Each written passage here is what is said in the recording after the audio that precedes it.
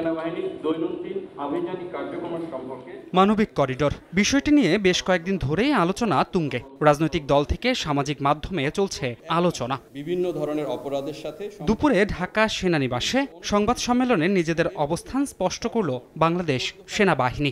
জানালেন করিডোরের মতো স্পর্শকাতর বিষয়ে সম্পৃক্ত হবে না সেনাবাহিনী। করিডোর একটি স্পর্শকাতর বিষয়। আমরা বাংলাদেশ সেনাবাহিনী দেশের নিরাপত্তা বিঘ্নিত কোনো কাজে বাংলাদেশ সেনাবাহিনী সম্পৃক্ত হবে না। এ সময় সীমান্তে আরসা বাহিনীর সশস্ত্র টহলে উদ্বেগ প্রকাশ করে সেনা সদর জানায় এ বিষয়ে সতর্ক আছে সেনাবাহিনী। আরাকান আর্মির সঙ্গে সেনাবাহিনীর যোগাযোগ নেই বলেও জানানো হয়। চট্টগ্রামের একটি পোশাক কারখানায় KNF-এর 30,000 ইউনিফর্ম পাওয়ার বিষয়টিও খতিয়ে দেখা হচ্ছে বলে জানায় সেনা সদর।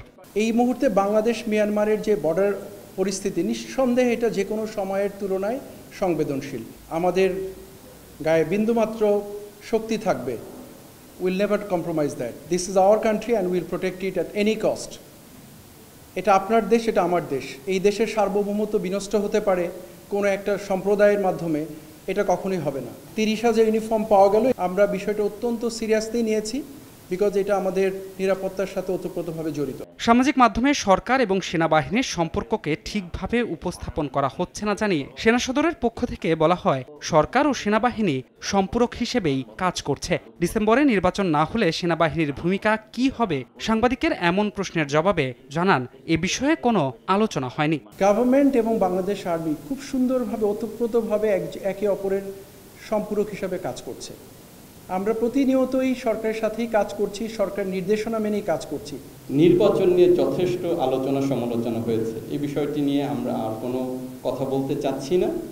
আর সেনাবাহিনী ক্ষমতা নেওয়ারও কোনো ইচ্ছা বা এ ধরনের কোনো আমাদের মধ্যে এ ধরনের কোনো আলোচনা হয়নি। তো এই বিষয়ে আমরা কোনো তথ্য আপনাকে দিতে পারছি না।